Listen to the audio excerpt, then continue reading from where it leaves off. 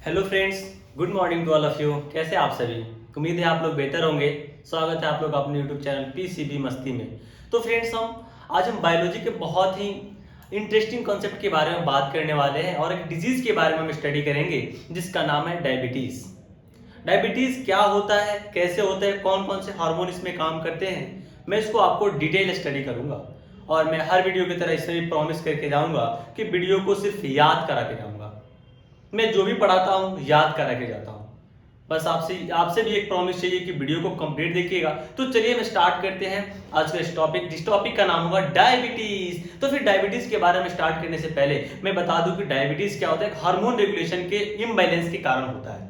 तो सबसे पहले हम देखेंगे कि वो हार्मोन आता कहां से है, वो हार्मोन शरीर का कौन सी ग्लैंड सेक्रेट करती है। तो सबसे पहले स्टार्ट करते हैं हम पेनक्रियाज के बारे में। जो हमारा पेनक्रियाज है ना, अग्न्यास है, उसको हिंदी बोलते हैं अग्न्यास है। जो हमारा स्मॉल इंटेस्टाइन के एक पार्ट होता है जिसका नाम है ड्यूडेनम, जो सी के संरचना के आकार की होती है, सी शेप की होती है और उसके गड्ढा में प्रेजेंट होता है, उसके गड्ढा से अटैच होता है, जिसका नाम है पेनक्रियाज।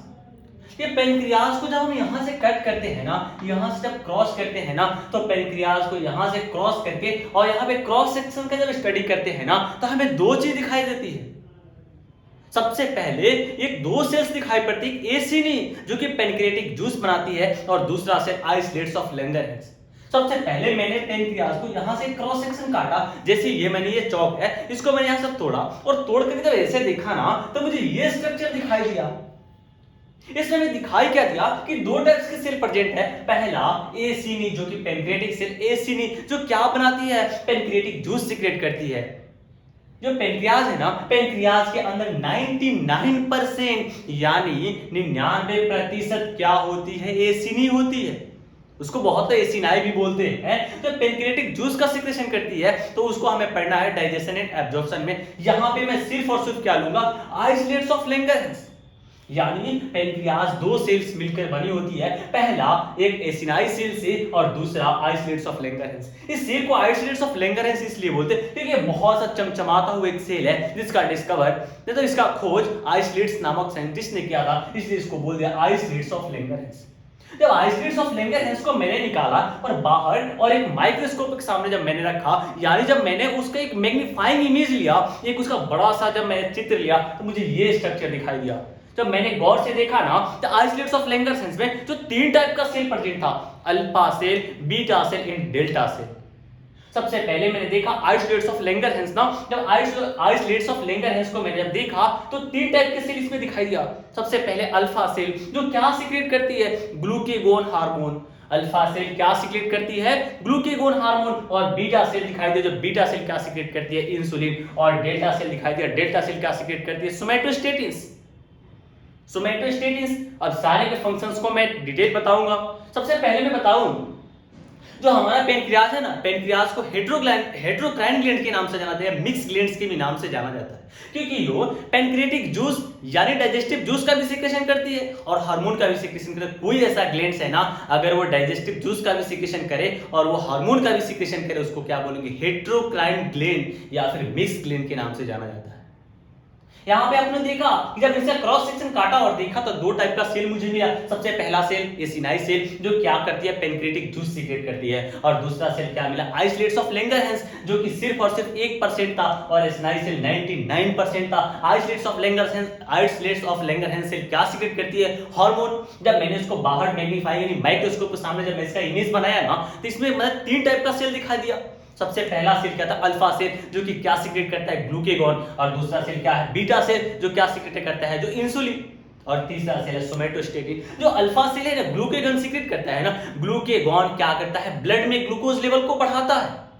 जो हमारा ब्लड है ना, ब्लड में ग्लूकोज लेवल को बढ़ाता है। मैं आज का मेरा टॉपिक है डायबिटीज। डायबिटीज का मतलब ही क्या होता है, uncontrolled growth of glucose level in our blood. हमारे ब्लड में ग्लूकोज का लेवल एबनॉर्मल बढ़ जाए, उसको क्या बोलते हैं, डायबिटीज के नाम से जानते हैं। तो सबसे पहले डायबिटीज कॉज कम करता है ग्लूकेगॉन। जो हमारा है ना, जो ग्लूकेगॉन अल्फा सेल जो ग्लूकेगॉन सीक्रेट करता है ना, अल्फा सेल जो ग्लूकेगॉन सीक्रेट करता है ना, वो क्या होता है, ग्लूकेगॉन इंक्रीज करता है ब्लड में ग्लूकोज लेवल को। यानी डायबिटीज तो कॉज कौन करता है, यही कॉज करता है। उसके बाद इंसुलिन है ना, उसके बाद बीटा सेल जो सीक्रेट करती है इंसुलिन, जो क्या करता है, इंसुलिन ना ब्लड ग्लूकोज को कम करता है, यानी ब्लड में ग्लूकोज का लेवल है ना उसको कम करता है। तो हम देखेंगे ना कि अल्फा सेल जो सीक्रेट करता है ग्लूकेगॉन, वो कैसे ब्लड में ग्लूकोज के लेवल को बढ़ाता है, यानी ब्लड में शुगर के लेवल को कैसे बढ़ाता है। और उसके बाद ये भी देखेंगे कि इंसुलिन जो बीटा सेल सीक्रेट करती है वो ब्लड में ग्लूकोज लेवल को कैसे कम करती है।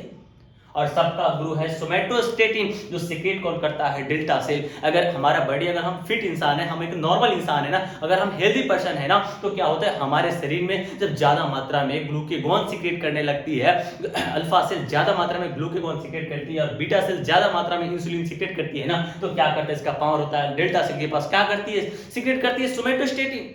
और सोमैटोस्टेटिन सप्रेस कर देता है, यानी उसको दबा के रखता है, बोलता है कंट्रोल में रहो। यहां पे आपको देखिएगा इंसुलिन है ना जो ब्लड में ग्लूकोज लेवल को कम करती है और ग्लूकेगॉन ब्लड में ग्लूकोज लेवल को बढ़ाती है। यानी ग्लूकेगॉन जब ब्लड में ग्लूकोज लेवल को बढ़ाता है तो उसको क्या बोलेंगे, हाइपरग्लाइसेमिक। और जो इंसुलिन है ना ब्लड में ग्लूकोज लेवल को कम करता है उसको बोलेंगे हाइपोग्लाइसेमिक। हाइपर मतलब ज्यादा और हाइपो मतलब कम। जो इंसुलिन है ना जो 51 अमीनो एसिड के मिलने से बना होता है, यानी जो आपको बता दूं जो हार्मोन है ना ग्लूकेगॉन और इंसुलिन, ये प्रोटीन के बने होते हैं, यानी पेप्टाइड नेचर के हार्मोन होते हैं।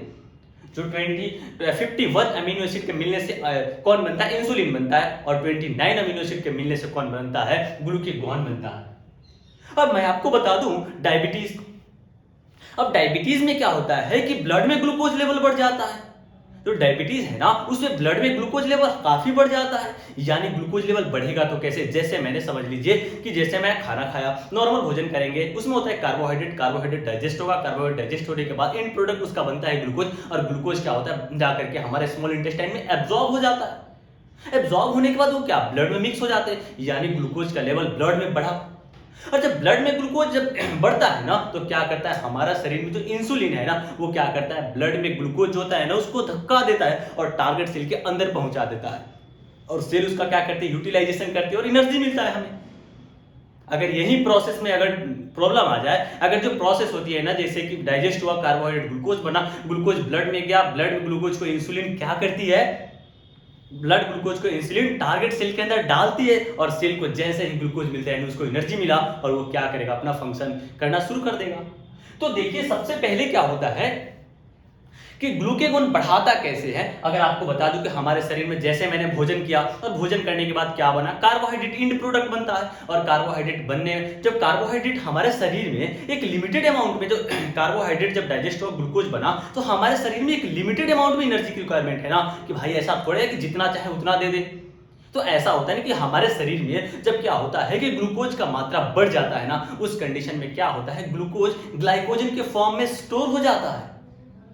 जैसे हमारे शरीर में ग्लूकोज का मात्रा बढ़ा तो क्या होता है, ग्लूकोज का मात्रा बढ़ा तो जितना ग्लूकोज हमारे शरीर को रिक्वायरमेंट है उतना हमारे शरीर उसको यूटिलाइज करती है, एनर्जी देती है और हमारे सारे फंक्शन को प्रॉपर ढंग से कंट्रोल करती है। लेकिन उससे ज्यादा जो ग्लूकोज होता है ना उसको किसी ग्लाइकोजन के फॉर्म में स्टोर हो जाता है। और कभी हम बहुत दिनों तक लॉन्ग टाइम तक खाना नहीं खाते हैं ना, तो क्या होता है ग्लाइकोजन फिर से ग्लूकोज के फॉर्म में टूट कर हमें फिर से एनर्जी देने लगता है। ये प्रोसेस हमारे शरीर के अंदर ग्लूकोज से ग्लाइकोजन बनना और ग्लाइकोजन से ग्लूकोज का बनना, ये प्रोसेस होते रहता है। अब आपको मैं बता दूं कि जैसे शरीर में हम डायबिटीज के अगर हम पेशेंट हो गए, तो डायबिटीज के पेशेंट होने पर क्या होता है, डायबिटीज में दो ही कारण हो सकता है। डायबिटीज दो कारण से हो सकता है, या तो क्या हो, पहला डायबिटीज तो ब्लड में ग्लूकोज लेवल कैसे बढ़ेगा, सबसे पहला डायबिटीज होता है इंसुलिन डिपेंडेंट डायबिटीज मिटस। यानी इंसुलिन डिपेंडेंट डायबिटीज मिटस, यानी ये डायबिटीज है ना, डायबिटीज दो तरीके होती है। पहला डायबिटीज क्या होता है, इंसुलिन डिपेंडेंट डायबिटीज मिटस, उसको किस नाम से जानते हैं, IDDM, जो कि बच्चों में होता है। खास कर कहे तो एक 2 से 4 साल से बच्चों से लेकर 14-15 साल तक के बच्चों में होती है। यानी अगर बच्चों में कोई डायबिटीज देखने को मिले ना तो उसको किस नाम से जानेंगे, IDDM, इंसुलिन डिपेंडेंट डायबिटीज मिटस। इसमें होता क्या है कि इसमें होता है ना कि जो बच्चा है ना उसके शरीर में उसके बीटा सेल के खिलाफ क्या बनने लगता है, एंटीबॉडी। उसके जो शरीर है ना सेल्फ और नॉन सेल्फ पहचान करना भूल जाती है और उसके अपने ही सेल बीटा सेल के खिलाफ क्या बना देती है, एंटीबॉडी। और आप ही बताइए, जब बीटा सेल के ही उसके खिलाफ एंटीबॉडी बना, जब बीटा सेल डिस्ट्रॉय हो गई तो फिर इंसुलिन तो बनाएगा कौन भाई? जब बीटा सेल डिस्ट्रॉय हो जाती है तो इंसुलिन बनेगा ही नहीं ना। तो जब हमारे शरीर में कार्बोहाइड्रेट मैंने खाया, ग्लूकोज बना, ग्लूकोज हमारे ब्लड में मिक्स हुआ, तो उसको टारगेट सेल में धक्का देने के लिए चाहिए ना इंसुलिन।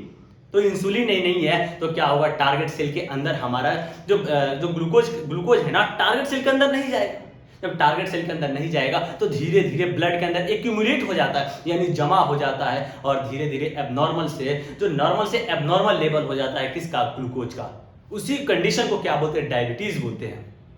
यानी पहला कंडीशन है इंसुलिन डिपेंडेंट डायबिटीज मिटस। इस कंडीशन में क्या होता है ना, हमारे शरीर, जो बच्चा का शरीर जो होता है ना, उसमें उसका शरीर ही उसके बीटा सेल के खिलाफ एंटीबॉडी बना देती है, जिससे क्या होता है, बीटा सेल का फंक्शन सप्रेस हो जाता है और बीटा सेल इंसुलिन का सिक्रेशन नहीं कर पाती है। जब इंसुलिन नहीं है तो भाई धक्का देकर के ग्लूकोज को टारगेट सेल के अंदर डालेगा कौन?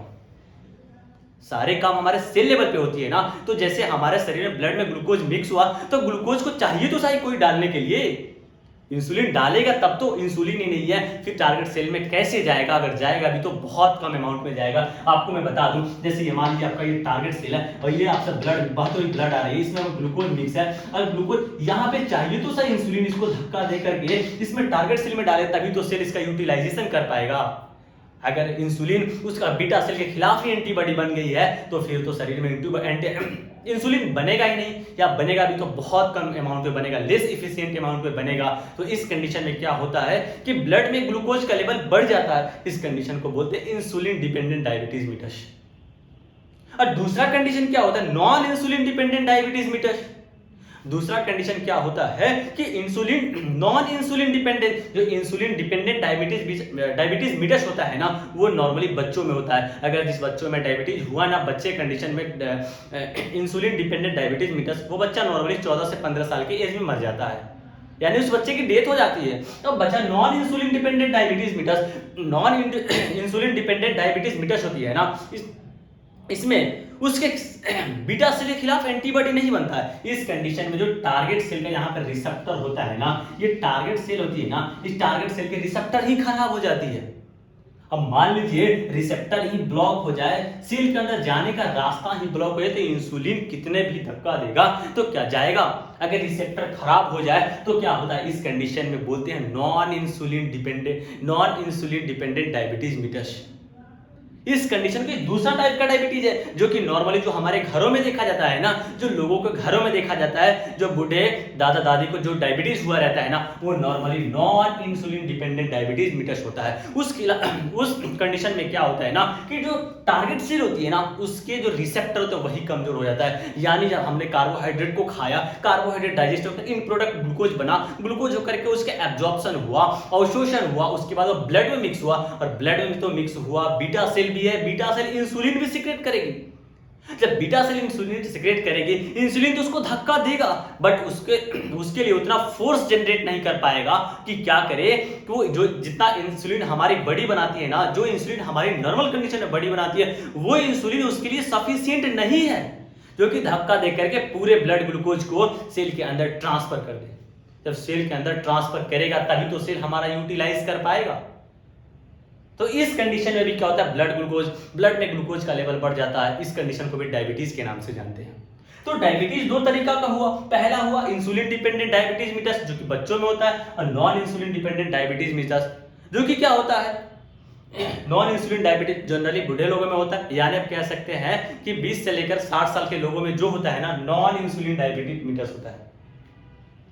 और आप देखिएगा ना, जो हमारे बहुत अच्छी बात है, जब देखिए हमको डायबिटीज हो गया, जो डायबिटीज तो हुआ, जब डायबिटीज होगा तो फिर ग्लूकोज सेल के अंदर नहीं जा पाएगा, या फिर नॉन इंसुलिन डिपेंडेंट हो या फिर इंसुलिन डिपेंडेंट हो। दोनों कंडीशन में, एक में रिसेप्टर खराब हो जा रहा है, एक में तो इंसुलिन धक्का देने वाला नहीं है।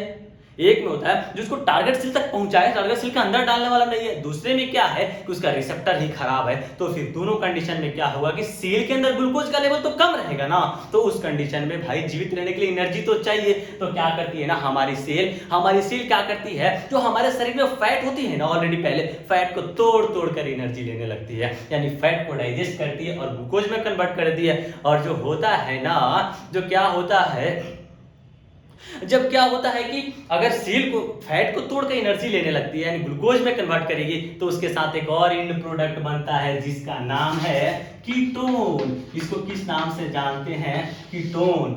अगर क्या होता है कि फैट को तोड़कर हमारी सेल जब एनर्जी लेने लगती है ना, तो उस कंडीशन में एनर्जी के साथ साथ क्या निकलता है? कीटोन। और कीटोन फिर सेल से बाहर आता है और बाहर आने के बाद ब्लड में मिलता है। और फिर ब्लड में क्या होता है, मिलने के बाद जो ब्लड में जितने भी अवशेषी पदार्थ होते हैं ना, जो कि अवांछनीय पदार्थ जिसका कोई यूज नहीं है, नॉन यूजेबल पदार्थ, क्या होता है लास्ट में आकर के यूरिन में मिल जाते हैं। तो क्या होते हैं उस कंडीशन में आप देखेंगे कि जो पेशेंट डायबिटीज के पेशेंट है ना, जो लोग डायबिटीज से ग्रसित है ना, उनके यूरिन में कीटोन की मात्रा बढ़ जाती है। उसी कंडीशन को बोलते हैं कीटोन यूरिया। उस कंडीशन को क्या बोलेंगे हम? Ketone urea. यानी क्या होता है कीटोनो यूरिया, यानी कि उसके यूरिन में कीटोन की मात्रा बढ़ जाती है। जब हमारे शरीर के जो सेल है ना, सेल को एनर्जी ही नहीं मिलेगी तो डाइजेस्ट तो करेगी ना फैट को, जो फैट ग्लोब्यूल्स होते हैं ना, फैट को तोड़ेगी और उससे एनर्जी लेगी, तो उसके साथ कीटोन बाहर आएंगे, कीटोन सेल से बाहर आएंगे, ब्लड में मिक्स होंगे और ब्लड से मिक्स होने के बाद क्या होता है, किडनी उसको फिल्टर करेगी और यूरिन के साथ भेजेगी। तो यूरिन में क्या मिलेगा? कीटोन। उसको क्या बोले? Ketone urea. अगर आप बताइए कि जैसे ब्लड में ग्लूकोज का लेवल बढ़ जाता है, जब ब्लड में ग्लूकोज का लेवल बढ़ेगा ना, तो फिर उसको भी क्या करेगी, एक अंत टाइम ऐसा आएगा ना कि उसमें से कुछ पदार्थों को, यानी मैक्सिमम बोल सकते हैं, मैक्सिमम नहीं यानी उसमें से कुछ पदार्थ को क्या करती है, जैसे हमारे ब्लड फिर जाएगा किडनी के पास फिल्टर होने के लिए ना, तो उसमें से ग्लूकोज भी निकलेगा, यानी ग्लूकोज को भी बाहर करेगी। अरे ऐसा थोड़ा कि एकदम मात्रा बढ़ ही जाए, ब्लड में एकदम मैक्सिमम है तो कुछ तो निकलेगा ना यूरिन में। तो क्या होता है, यूरिन के साथ भी क्या आता है? ग्लूकोज। यानी जब ग्लूकोज, ब्लड में ग्लूकोज का लेवल हाई रहता है ना, तो क्या होता है, कुछ ग्लूकोज को फिल्टर कर देती है कौन? किडनी, और उसे क्या यूरिन में डाल देती है। तो जब यूरिन में ग्लूकोज, तो उसको क्या बोलेंगे? ग्लाइकोस यूरिया। यानी यूरिन में ग्लूकोज। इसी कंडीशन से तो आप देख के है ना, जो पेशेंट डायबिटीज के पेशेंट होते हैं ना, जो लोग डायबिटीज के पेशेंट होते हैं, जो मिक्सचुरेशन करते हैं ना, जो मिक्सचुरेशन का मतलब होता है जैसे यूरिन पास करना, जब मिक्सचुरेशन होता है ना, तुरंत वहां पे उनके यूरिन पर क्या आने लगती है? चिट्टियां आने लगती है।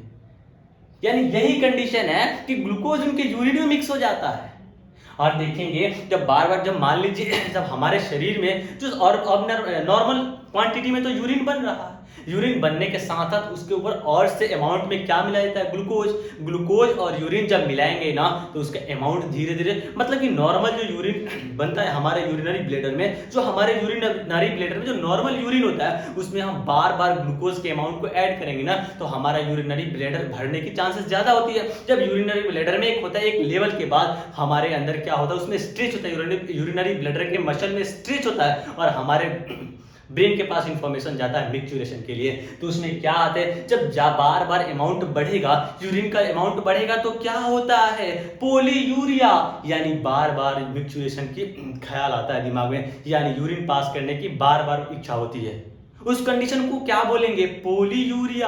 अब ऐसे कंडीशन में आपको मैं बता दूं कि जब बार बार मिक्सचुरेशन होगा, तो ग्लूकोज के साथ यूरिन निकल रहा है, तो जब बार बार पानी शरीर से जब ज्यादा वाटर कंटेंट निकलेगा ना, तो उस कंडीशन में बार बार प्यास लगती है। उस कंडीशन को क्या बोलते हैं? उस कंडीशन को क्या बोलते हैं? पॉलीडिप्सिया। बार बार प्यास लगना, उस कंडीशन को, यानी प्यास जो नॉर्मल कंडीशन में जो लगती है ना, उससे ज्यादा लगती है डायबिटीज वाले पेशेंट को, उसको क्या बोलेंगे? पॉलीडिप्सिया। अब आप देखिए कि जो हमारे शरीर में ब्लड ग्लूकोज का लेवल बढ़ जाता है, जब ब्लड में, शरीर में ब्लड ग्लूकोज का लेवल तो बढ़ा, ठीक है, जब ब्लड ग्लूकोज का लेवल बढ़ा, हमारे टारगेट सेल के अंदर ग्लूकोज गई ही नहीं, शरीर को एनर्जी मिला ही नहीं, तो क्या होता है, हमारे शरीर में वीकनेस फील होती है और बार बार लगती है, भूख की इच्छा होती है। उसको किस नाम से जाने दे? पॉलीफेजिया। यानी हमारे शरीर में हमेशा ही एनर्जी की कमी लगेगी, एनर्जी तो रहेगा लेकिन सिर्फ ब्लड में रहेगा, टारगेट सेल के पास जा ही नहीं पाएगा। उस कंडीशन को क्या बोलते हैं? यानी बार बार भूख लगे, उस कंडीशन को बोलते हैं पॉलीफेजिया। यानी ये रहा डायबिटीज। अब आप एक और बात सोचेंगे कि जो है ना ग्लूकेगॉन, भैया आप तो बताए कि ग्लूकेगॉन ब्लड में ग्लूकोज के लेवल को बढ़ाता है, ठीक है, तो आप ये नहीं बताएं कि कैसे बढ़ाता है। चलिए ठीक है, तो उसको भी मैं बताता हूं कि जो ग्लूकेगॉन है ना ब्लड में ग्लूकेगॉन है ना ब्लड में यूरिन को, सॉरी ब्लड में यूरिन बोल रहे हैं, ब्लड में ग्लूकोज को कैसे बढ़ाता है ये देखेंगे हम। सबसे पहले देखिए कि हमारे शरीर, जब मैंने बताया कि ग्लूकोज से ग्लाइकोजन में कन्वर्ट होती है और फिर ग्लाइकोजन से ग्लूकोज में, आपको जब मैंने बताया कि जब शरीर में ग्लूकोज की अमाउंट ज्यादा हो जाती है ना उस कंडीशन में ग्लाइकोजन का फॉर्मेशन होता है। एक लेवल में हमारे ब्लड में ग्लूकोज होना चाहिए, उससे ज्यादा हुआ तो उसको डायबिटीज बोलेंगे।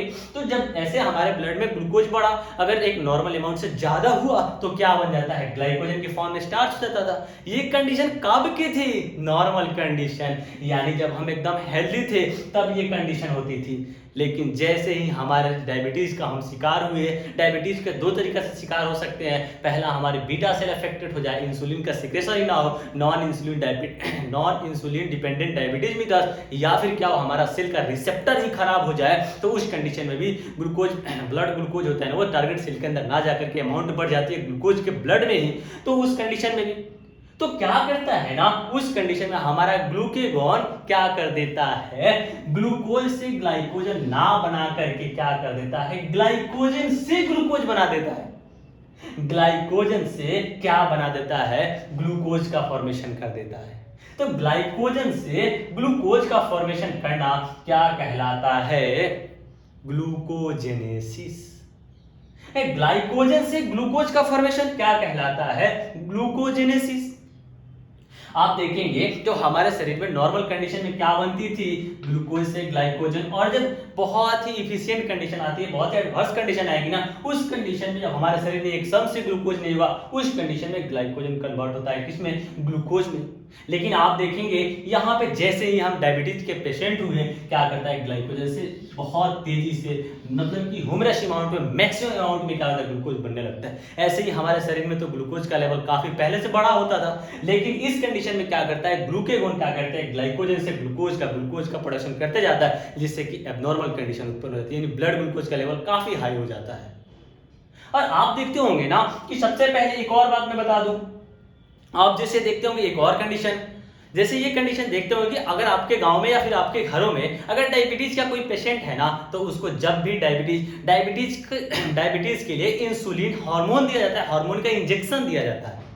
अब हार्मोन का इंजेक्शन क्यों दिया जाता है, जब आपसे मैंने बताया ना कि नॉर्मली अगर इंजेक्शन दिया जाता है उस कंडीशन में कि जब क्या होता है कि ओल्ड लोगों में डायबिटीज हो, जब ओल्ड लोगों में डायबिटीज होती है ना, यानी बूढ़े लोगों में, यानी नॉर्मल 40 के प्लस वाले लोगों में जब डायबिटीज होती है ना, तो उसमें क्या होती है, रिसेप्टर खराब होता है। तो मैंने बताया कि जब हमारे शरीर में जो नॉर्मल इंसुलिन बनता है ना, वो तो धक्का देकर के सेल के अंदर पूरे ग्लूकोज को नहीं पहुंचा पाता है, तो उस कंडीशन में हम बाहर से यहाँ पे एक निडिल के माध्यम से यहां पे हम क्या लगाते हैं, इंसुलिन की इंजेक्शन लगाते हैं, इंसुलिन के अलग से इंसुलिन डालते हैं हमारे शरीर में, यानी ज्यादा अमाउंट में इंसुलिन मिलकर के ज्यादा फोर्स लगाएगा ना, तो शरीर का जो ग्लूकोज होता है ना वो टारगेट सेल के अंदर चला जाता है।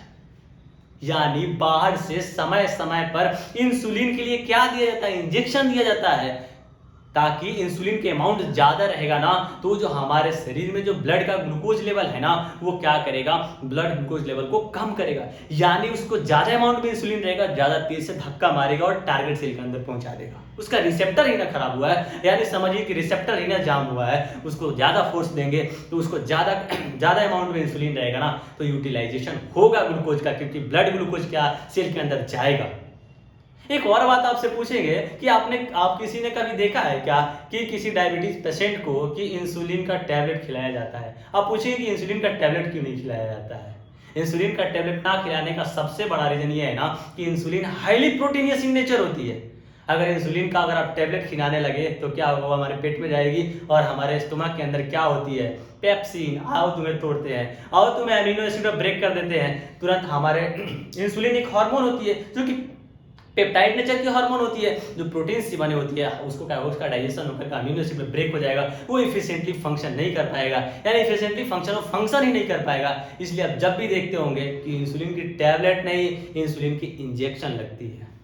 तो ये रहा अपना डायबिटीज़ का कंप्लीट लेक्चर। उम्मीद है आप लोगों को एकदम अच्छा से समझ में आया होगा। और फिर मैं यही कहूँगा लास्ट में कि अगर आपको जो भी वीडियो में कमी लगे ज़रूर बताइएगा। हाँ, एक और बात, जो डायबिटीज़ का मैंने सिम्टम बताया, सिम्टम एक और मैं बताता हूँ सिम्टम क्या होता है।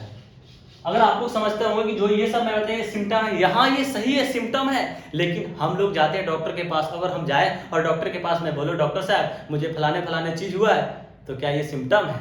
नहीं, ये साइन है। जो हम डॉक्टर को बताते हैं ना वो साइन है, जो हम डॉक्टर को हम बताते हैं वो साइन है, लेकिन डॉक्टर जब क्लिनिकल रूप से चेक करके उसको बताता है उसको सिम्टम बोलेंगे। आज के बाद ये मन में एक एक कंसेप्ट क्लियर होना चाहिए। जो हम डॉक्टर को बताते हैं वो साइन है, लेकिन जो डॉक्टर क्लिनिकल रूप से चेक करके बताता है उसको सिम्टम बोलेंगे। तो ये सिम्टम है।